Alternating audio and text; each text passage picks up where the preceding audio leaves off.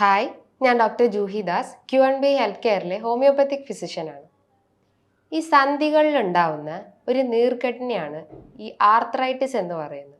ഈ ആർത്രൈറ്റിസ് എന്ന് പറയുമ്പോൾ ഒരു ഗ്രൂപ്പ് ഓഫ് ഡിസീസാണ്. അതായത് ജോയിൻസിനെ എഫക്ട് ചെയ്യുന്ന ഒരു ഗ്രൂപ്പ് ഓഫ് ഡിസീസിനെയാണ് ഈ ആർത്രൈറ്റിസ് എന്ന് പറയുന്നത്.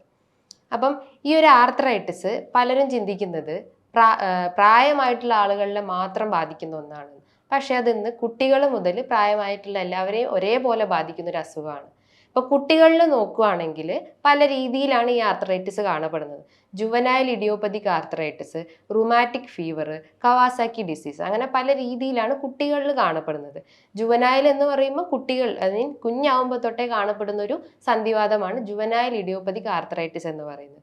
റുമാറ്റിക് ഫീവർ എന്ന് പറയുമ്പം കുട്ടികളിൽ എന്തെങ്കിലും ത്രോട്ട് ഇൻഫെക്ഷൻ, അതായത് സ്ട്രെപ്റ്റോകോക്കൽ പോലത്തെ എന്തെങ്കിലും ഇൻഫെക്ഷൻസ് വരുവാണെങ്കിൽ അങ്ങനെ അത് ജോയിൻസിനെ എഫക്റ്റ് ചെയ്തിട്ട് ഇൻഫ്ലമേഷൻ അല്ലെങ്കിൽ സ്വെല്ലിങ്, പെയിന്, അങ്ങനെ പല ബുദ്ധിമുട്ടുകളിലും കുട്ടികളിൽ ഉണ്ടാക്കുന്നു. ഇതാണ് റുമാറ്റിക് ഫീവർ എന്ന് പറയുന്നത്. അതേപോലെ അതായത് അഡൾട്ടിൽ നോക്കുമ്പോൾ, അതായത് കുറച്ചുകൂടി ഏജ് ആയിട്ടുള്ള ആളുകൾ നോക്കുമ്പോൾ പല രീതിയിലാണ് ആർത്രൈറ്റിസ് കാണപ്പെടുന്നത്.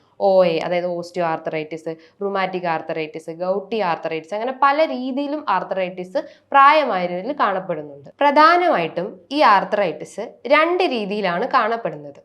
ഇൻഫ്ലമേറ്ററി ആർത്രൈറ്റിസും ഡീജനറേറ്റീവ് ആർത്രൈറ്റിസ് എന്ന് പറയുന്നു. ഡീജനറേറ്റീവ് ആർത്രൈറ്റിസ് എന്ന് പറയുന്നത് ഡീജനറേറ്റീവ്, അതായത് അവിടെ എന്തോ നശിച്ചു കൊണ്ടിരിക്കുന്നു എന്നാണ് ആ വാക്കുകൊണ്ട് ഉദ്ദേശിക്കുന്നത്.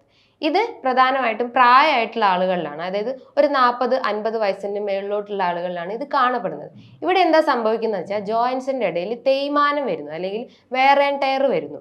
യൂഷ്വലി നമ്മളൊരു ജോയിൻസ് നോക്കുവാണെങ്കിൽ, ഇങ്ങനെ ഒരു ജോയിന്റ് ആണെങ്കിൽ ഈ ജോയിന്റിനെ കവർ ചെയ്തിട്ട് ഒരു ക്യാപ്സ്യൂൾ ഉണ്ട്, അതായത് ഒരു കാർട്ടിലേജ്, തരുണാസ്ഥി എന്ന് പറയും. ഈ ഒരു കാർട്ടിലേജിന് ഡാമേജ് വരുമ്പോഴാണ് ആ ഒരു ജോയിൻസിന്റെ ഇടയിൽ, അല്ലെങ്കിൽ ആ ഒരു ബോൺസിന്റെ ഇടയിൽ ഫ്രിക്ഷൻ നഷ്ടപ്പെടും. അപ്പോൾ അത് തമ്മിൽ കൂട്ടി ഒരതും, അങ്ങനെയാണ് നമുക്ക് പെയിൻ ഉണ്ടാവുന്നത്. അങ്ങനെ ഈ ഒരു ബോൺ സ്പേസ്, അല്ലെങ്കിൽ ഈ ഒരു ജോയിൻസിന്റെ ഇടയിൽ സ്പേസ് നഷ്ടപ്പെടുകയും അങ്ങനെ പെയിൻ ലീഡ് ചെയ്യുകയും ചെയ്യുന്നു. അതായത് വാക്ക് ചെയ്യുമ്പോൾ, അല്ലെങ്കിൽ നടക്കുമ്പോൾ, അല്ലെങ്കിൽ മൂവ്മെന്റ്സ് ഒക്കെ ചെയ്യുമ്പോഴാണ് ഈ ഒരു വേദന രൂപപ്പെടുന്നത്. അപ്പോൾ ഇത് പ്രധാനമായിട്ടും നമ്മളെ അതായത് മുട്ടിനെയാണ് പ്രധാനമായിട്ടും ബാധിക്കുന്നത്. അതേപോലെ തന്നെ നമുക്ക് കഴുത്തിനെ ബാധിക്കാം, അതേപോലെ തന്നെ നടുവിനെയും ഒക്കെ ബാധിക്കാം. അപ്പോൾ പ്രധാനമായിട്ടും ബാധിക്കുന്നത് നമ്മൾ മുട്ടിനെയാണ്. അപ്പോൾ മുട്ടിനുണ്ടാവുന്നതിനെയാണ് ഓസ്റ്റിയോ ആർത്രൈറ്റിസ് എന്ന് പറയുന്നത്. അതായത് മൂവ്മെന്റ്സ്, നമ്മൾ കൂടുതലായിട്ട് മൂവ്മെന്റ്സ് കൊടുക്കുമ്പോൾ ആ ഒരു ഏരിയയിലെ സ്പേസ് നഷ്ടപ്പെടുകയും അല്ലെങ്കിൽ കാർട്ടിലേജിനൊക്കെ ഡാമേജ് വരികയും അങ്ങനെ പെയിൻ ഉണ്ടാവുകയും ചെയ്യുന്നു. അപ്പോൾ ഇതൊരു റെസ്റ്റ് എടുത്തു കഴിഞ്ഞാൽ ചിലപ്പോൾ ആ ഒരു പെയിൻ കുറയാവുന്നതാണ്. മറ്റൊന്നാണ് ഇൻഫ്ലമേറ്ററി ആർത്രൈറ്റിസ്. ഇൻഫ്ലമേഷൻ എന്ന് പറയുമ്പോൾ അവിടെ നീർക്കെട്ടുണ്ടാവുന്നു. നീർക്കെട്ടുണ്ടാകുന്ന വെച്ചാൽ അവിടെ സ്വെല്ലിംഗ് ഉണ്ടാവുന്നു. അപ്പം ഇവിടെ തേയ്മാനല്ല സംഭവിക്കുന്നത്, അവിടെ നീർക്കെട്ട് ഉണ്ടാവുന്നു. അപ്പം അതിൽ വരുന്നതാണ് റുമാറ്റോയിഡ് ആർത്രൈറ്റിസ്, അതായത് ആമവാദം എന്ന് പറയുന്നു. മറ്റൊന്നാണ് സോറിയാറ്റിക് ആർത്രൈറ്റിസ്. അതേപോലെ മറ്റൊന്നാണ് SLE, സിസ്റ്റമിക് ലൂപ്പസ് എരിത്തിമറ്റോസിസ് എന്ന ഒരു രോഗവും. മറ്റ് പ്രധാനപ്പെട്ട ഒരു ആർത്രൈറ്റിസ് ആണ് ഈ ഇൻഫ്ലമേറ്ററിയും ഡീജനറേറ്റീവും കൂടാതെ മറ്റൊരു ആർത്രൈറ്റിസ് ആണ് ഗൗട്ടി ആർത്രൈറ്റിസ് എന്ന് പറയുന്നു. ഗൗട്ടി ആർത്രൈറ്റിസ് എന്ന് പറയുന്നത് യൂറിക് ആസിഡിന്റെ ഡിപ്പോസിഷൻ, അതായത് ചെറിയ ചെറിയ ജോയിൻസിൽ, തള്ളവിരലിലൊക്കെ യൂറിക് ആസിഡിന്റെ ഡിപ്പോസിറ്റ് ഉണ്ടാവുന്നു. അതായത് മോണോസോഡിയം ക്രിസ്റ്റൽസ് ആയിട്ടുള്ള ക്രിസ്റ്റൽസ് ജോയിൻസിന്റെ ഇടയിലൊക്കെ ഡിപ്പോസിറ്റ് ചെയ്തിട്ട് അവിടെ നീർക്കെട്ടും വേദനയും ഡിസ്കളറേഷനും ഒക്കെ ഉണ്ടാക്കുന്നതാണ് ഗൗട്ടി ആർത്രൈറ്റിസ് എന്ന് പറയുന്നു. ഇവിടെ എന്താ സംഭവിക്കുന്നതെന്ന് പറഞ്ഞാൽ, നമ്മൾ പ്രോട്ടീൻ റിച്ച് ആയിട്ടുള്ള ഫുഡ് ഐറ്റംസ് എടുക്കുമ്പോൾ പ്രോട്ടീൻ മെറ്റബോളിസത്തിന്റെ ഒരു വേസ്റ്റ് പ്രൊഡക്റ്റ് ആണ് ഈ യൂറിക് ആസിഡ്.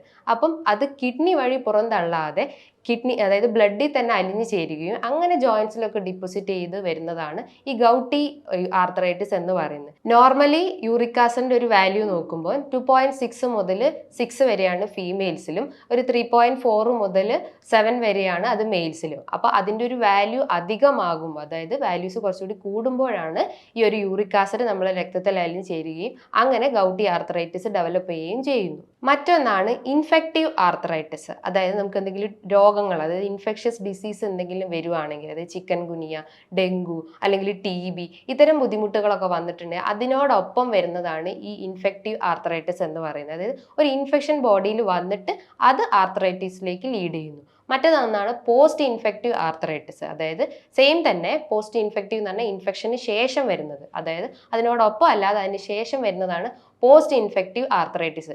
ഇത്തരം തരംതിരിക്കലാണ് ഈ ആർത്രൈറ്റിസ് എന്നുള്ളത്. പ്രധാനമായിട്ടും ഞാൻ പറഞ്ഞു inflammatory arthritis, degenerative arthritis, gouty arthritis, infective arthritis, post infective arthritis. ഇതാണ് പ്രധാനമായിട്ടും ആർത്രൈറ്റിസിനെ തരംതിരിച്ചിട്ടുള്ളത്. ഇനി പ്രധാനമായിട്ടും ഇതിന്റെ ലക്ഷണങ്ങൾ എന്തൊക്കെയാണെന്ന് നോക്കുമ്പോൾ ഓസ്റ്റിയോ ആർത്രൈറ്റിസ് ആണെങ്കിൽ നമുക്ക് വേദന ഉണ്ടാവാം, നടക്കുമ്പോൾ ബുദ്ധിമുട്ടുണ്ടാവാം, ചിലപ്പം എന്തെങ്കിലും ക്രാക്കിൾ സൗണ്ട് ഒക്കെ നമുക്ക് കേൾക്കാം. റുമാറ്റോയ്ഡ് ആർത്രൈറ്റിസ് നോക്കുമ്പോൾ നമുക്ക് സ്വെല്ലിംഗ് ഉണ്ടാവും, അതായത് നീര് വെക്കുന്നുണ്ടാവും, അവിടെയൊക്കെ റെഡ് ഡിസ്കളറേഷൻ ഉണ്ടാവാം, അതേപോലെ തടിച്ച് വീർത്തിരിക്കുന്നത് കാണാം. ഇനിയിപ്പോൾ ഗൗട്ടി ആർത്രൈറ്റിസ് നോക്കുമ്പോൾ തള്ളവിരലിലൊക്കെ ഒരു എക്സ്ട്രാ ഗ്രോത്ത് പോലെ തോന്നും, അല്ലെങ്കിൽ ഒരു റെഡ് കളറായിട്ട് തോന്നും. ഇതൊക്കെയാണ് ഇതിന്റെ പ്രധാനമായിട്ടുള്ള ലക്ഷണങ്ങൾ. അപ്പോൾ നമ്മൾ ഇത് വന്നു കഴിഞ്ഞാൽ നമുക്ക് ഡയറ്റിലൂടെയും അല്ലെങ്കിൽ പ്രോപ്പർ എക്സസൈസ് ഒക്കെ എടുത്ത് ഇത് മാറ്റിയെടുക്കാവുന്നതാണ്. അപ്പോൾ പലർക്കും ഉള്ള ഒരു സംശയമാണ്, ഈ ഒരു ആർത്രൈറ്റിസ് വന്നു കഴിഞ്ഞാൽ നമുക്ക് ബ്ലഡ് ടെസ്റ്റ് ചെയ്യണോ, അല്ലെങ്കിൽ വേറെ എന്തെങ്കിലും ടെസ്റ്റിലൂടെ നമുക്ക് ഇത് അറിയാൻ പറ്റുന്നതാണോ എന്നൊക്കെ പല സംശയങ്ങളും ഉണ്ട്. അപ്പം ബ്ലഡ് ടെസ്റ്റിലൂടെ നമുക്ക് അറിയാവുന്നതാണ്, പക്ഷെ അത് അത്ര ആക്യുറേറ്റ് ആയിരിക്കില്ല. അപ്പോൾ നമുക്ക് റുമാറ്റിക് ആർത്രൈറ്റിസ് ഉണ്ടെങ്കിൽ, റുമാറ്റോയ്ഡ് ആർത്രൈറ്റിസ് ഉണ്ടെങ്കിൽ അവിടെ ഒരു RH ഫാക്ടർ എന്ന് പറഞ്ഞ ഒരു ബ്ലഡ് ടെസ്റ്റ് ഉണ്ട്. അത് ചെയ്ത് കഴിഞ്ഞാൽ നമ്മുടെ ബോഡിയിൽ എത്രത്തോളം ജോയിൻറ്റ്സ് എഫക്ട് ചെയ്തിട്ടുണ്ടെന്ന് ആ ഒരു ടെസ്റ്റിലൂടെ മനസ്സിലാക്കുന്നതാണ്. മറ്റൊരു ബ്ലഡ് ടെസ്റ്റാണ് ESR. ഒരു ഇൻഫെക്ഷൻ നമ്മുടെ ബോഡിയിൽ ഉണ്ടെങ്കിൽ, അല്ലെങ്കിൽ ഈ ഒരു ജോയിൻറ്റ് ഡിസീസ് ഒക്കെ നമ്മുടെ ബോഡിയിൽ ഉണ്ടെങ്കിൽ ESR നല്ല രീതിയിൽ വർദ്ധിച്ചിട്ടുണ്ടാവും. അങ്ങനെ അതും ഒരു ബ്ലഡ് ടെസ്റ്റാണ്. അപ്പോൾ ഇത്തരം ബ്ലഡ് ടെസ്റ്റിലൂടെയൊക്കെ നമുക്ക് ഈ ഒരു ആർത്രൈറ്റിസ് ഉണ്ടോ ഇല്ലയോ എന്ന് മനസ്സിലാക്കാം.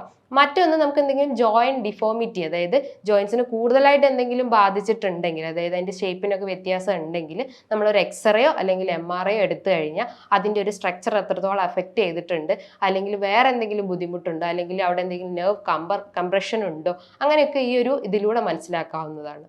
ഇനി ചില ഡയറ്റ് ഫോളോ ചെയ്ത് കഴിഞ്ഞാൽ നമ്മളെ മസിൽ സ്ട്രെങ്ത് അല്ലെങ്കിൽ ബോൺ സ്ട്രെങ്ത് ഒക്കെ നമുക്ക് കൂട്ടാൻ സഹായിക്കും, അല്ലെങ്കിൽ പ്രതിരോധ ശേഷിയൊക്കെ കൂട്ടാൻ സഹായിക്കും. അപ്പോൾ പ്രധാനമായിട്ടും നമ്മൾ ഉൾപ്പെടുത്തുന്നുണ്ട് നമ്മുടെ ഡയറ്റിൽ ചീര. ഇതിൻ്റെ അകത്ത് കുറേ ആൻറ്റി ഓക്സിഡൻസ് ഉണ്ട്. അപ്പം നമ്മൾ ഇൻഫ്ലമേഷൻസ് ഒക്കെ ഉണ്ടെങ്കിൽ അത് കുറയ്ക്കാൻ സഹായിക്കും. അതേപോലെ നമ്മൾ ഉൾപ്പെടുത്തുന്നുണ്ടാണ് ഗ്രേപ്സിൻ്റെ അകത്തും കൂടുതലായിട്ടും ഇൻഫ്ലമേഷൻസ് ഒക്കെ ഉണ്ടെങ്കിൽ അത് കൂടുതലായിട്ടും കുറയ്ക്കാൻ സഹായിക്കും. മറ്റൊന്നാണ് ബെറീസ്. അതേപോലെ തന്നെ നട്ട്സ് ഒക്കെ ഉണ്ടെങ്കിൽ വാൽനട്ട്സിൻ്റെ അകത്ത് ബ്രസീൽ നട്ട്സ്, അതേപോലെ മറ്റ് നട്ട്സ്, കാഷ്യൂ നട്ട്സ്, ഇത്തരം നട്ട്സ് ഒക്കെ നമ്മൾ ഉൾപ്പെടുത്തുവാണെങ്കിൽ ഈ ഒരു പെയിൻ അല്ലെങ്കിൽ സ്വെല്ലിംഗ് അല്ലെങ്കിൽ മറ്റെന്തെങ്കിലും ജോയിന്റ് ഡിസീസ് ഉണ്ടെങ്കിൽ അത് കുറച്ച് കൊണ്ടുവരാൻ സഹായിക്കും. അതേപോലെ വെജിറ്റബിൾസ് നോക്കുകയാണെങ്കിൽ നമുക്ക് ജിഞ്ചർ, ഗാർലിക്, ക്യാബേജ്, ബ്രൊക്കോളി, ഇത്തരം വെജിറ്റബിൾസ് ഒക്കെ നമ്മൾ ഭക്ഷണത്തിൽ ഉൾപ്പെടുത്തുവാണെങ്കിൽ ഈ ഒരു ഇൻഫ്ലമേഷൻ അല്ലെങ്കിൽ പെയിന് അല്ലെങ്കിൽ സ്വെല്ലിംഗ് ഒക്കെ ഉണ്ടെങ്കിൽ അത് കുറച്ചുകൊണ്ട് വരാൻ പറ്റും. അതേപോലെ നമ്മൾ ഫിഷ് ഐറ്റംസ് നോക്കുകയാണെങ്കിൽ ചാള, അയല, മത്തി, ഇതിനകത്ത് കൂടുതലായിട്ടും omega-3 ഫാറ്റി ആസിഡ്സ് ഉണ്ട്. അപ്പോൾ അതൊരു ആൻറ്റി ഓക്സിഡൻ്റ് ആയിട്ട് ആക്ട് ചെയ്യും. അങ്ങനെ ഒരു ഇൻഫ്ലമേഷൻ കുറയ്ക്കുക, അല്ലെങ്കിൽ ആൻറ്റി ഇൻഫ്ലമേറ്ററി ആക്ഷനാണ് അവിടെ നടക്കുന്നത്. അപ്പോൾ ഒരു സ്വെല്ലിംഗ് കുറയ്ക്കുകയും അല്ലെങ്കിൽ പെയിൻ കുറയ്ക്കുകയും, അങ്ങനെ നമ്മൾ മൂവ്മെൻറ്റ്സ്, അതായത് ജോയിൻറ്റ്സ് ഒക്കെ കൂടുതലായിട്ട് മൂവ്മെൻറ്റ്സ് ഒക്കെ വരികയും അങ്ങനെ പെയിൻ ഒക്കെ കുറച്ചുകൊണ്ടുവരാൻ സഹായിക്കും. അതേപോലെ നമ്മൾ ഉൾപ്പെടുത്തേണ്ട പ്രധാനപ്പെട്ട ഒരു കാര്യം വൈറ്റമിൻ സി അടങ്ങിയിട്ടുള്ള ഭക്ഷണങ്ങൾ, അതായത് ഓറഞ്ച് അല്ലെങ്കിൽ ഗൗവ അല്ലെങ്കിൽ പപ്പായ, വൈറ്റമിൻ സി റിച്ച് ആയിട്ടുള്ള ഫ്രൂട്ട്സ് ഒക്കെ ഉൾപ്പെടുത്തുവാണെങ്കിൽ കുറേ നമുക്കിത് കുറച്ചുകൊണ്ടുവരാൻ പറ്റും. അതേപോലെ നമ്മൾ ഉൾപ്പെടുത്തേണ്ട ഒന്നാണ് ഗ്രീൻ ടീ. ഇതും ഒരു ആൻറ്റി ഓക്സിഡൻറ്റ് പ്രോപ്പർട്ടിയാണ്. അതേപോലെ ഉൾപ്പെടുത്തേണ്ടതാണ് ഒലിവ് ഓയിൽ ഡെയിലി 1-2 ടീസ്പൂൺ അല്ലെങ്കിൽ വീക്ക്ലി 1-2 ടീസ്പൂൺ എടുക്കുന്നതും ഈ ഒരു ഇൻഫ്ലമേഷൻ കുറയ്ക്കാൻ സഹായിക്കുന്നതാണ്. ഇനി നമ്മൾ എന്തൊക്കെയാണ് ഒഴിവാക്കേണ്ട ഭക്ഷണങ്ങൾ, ഇത്തരം ബുദ്ധിമുട്ട് വന്നു കഴിഞ്ഞാൽ നമ്മൾ എന്തൊക്കെയാണ് ഒഴിവാക്കേണ്ട ഭക്ഷണങ്ങൾ എന്ന് നോക്കാം. പ്രധാനമായിട്ടും പാലുൽപ്പന്നങ്ങളും കുറയ്ക്കാൻ നോക്കുക. അതേപോലെ ഗ്ലൂട്ടൻ അടങ്ങിയിട്ടുള്ള ഭക്ഷണങ്ങൾ, അത് ഗ്ലൂട്ടൻ എന്ന് പറഞ്ഞു കഴിഞ്ഞാൽ ഒരു പ്രോട്ടീനാണ്, അത് ഒഴിവാക്കാൻ ശ്രമിക്കുക. അതേപോലെ തന്നെ കോഫി ഒരു ഡീഹൈഡ്രേറ്റിംഗ് ഏജന്റ് ആയിട്ട് ആക്ട് ചെയ്യും. അങ്ങനെ അവിടുത്തെ ന്യൂട്രീഷ്യൻസ് ഒക്കെ വലിച്ചെടുക്കുകയും അങ്ങനെ ഇൻഫ്ലമേഷനിലേക്കൊക്കെ ലീഡ് ചെയ്യാനുള്ള ഒരു ചാൻസ് ഉണ്ട്. അപ്പോൾ കോഫി കുറയ്ക്കാൻ ശ്രമിക്കുക. അതേപോലെ ആൽക്കഹോൾ കൂടുതലായിട്ട് എടുക്കുന്ന ആളുകളാണെങ്കിൽ അത് കുറച്ചുകൊണ്ട് വരെ ശ്രമിക്കുക. സ്മോക്കിംഗ് ഉണ്ടെങ്കിൽ അത് കുറയ്ക്കാൻ ശ്രമിക്കുക.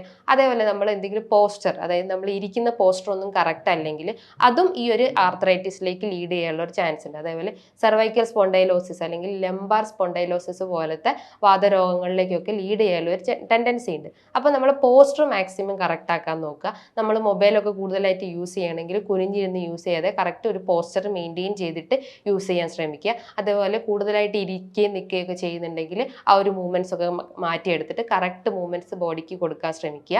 അതേപോലെ തന്നെ നമ്മളൊരു പ്രോപ്പർ എക്സസൈസ് മെയിൻറ്റെയിൻ ചെയ്യുക. അല്ലെങ്കിൽ നമുക്ക് മറ്റെന്തെങ്കിലും മെന്റൽ സ്ട്രെസ് ഉണ്ടെങ്കിൽ നമ്മളൊരു മെഡിറ്റേഷനോ അല്ലെങ്കിൽ യോഗയൊക്കെ പ്രാക്ടീസ് ചെയ്യുന്നത് നമ്മൾ ഈ ഒരു സ്ട്രെസ് ഒക്കെ റിലീവ് ചെയ്യാൻ സഹായിക്കും. അങ്ങനെ നമ്മളെ ജോയിൻസ് ഒക്കെ കുറച്ചുകൂടി ഒരു ഏബിൾ ആവുക അല്ലെങ്കിൽ പെയിൻ ഒക്കെ കുറഞ്ഞു കിട്ടാൻ പറ്റും. നമുക്കറിയാം ഈ ഒരു സ്ട്രെസ്സും അല്ലെങ്കിൽ ടെൻഷനൊക്കെയാണ് പ്രധാനമായിട്ട് ഒരു രോഗത്തിൻ്റെ ഒരു പ്രധാന കാരണം എന്ന് പറഞ്ഞു. അപ്പോൾ അത് ഈ ഒരു യോഗ മെഡിറ്റേഷനൊക്കെ ചെയ്ത് കഴിഞ്ഞാലും അതൊക്കെ കുറേയൊക്കെ കുറച്ചുകൊണ്ടുവരാൻ പറ്റും.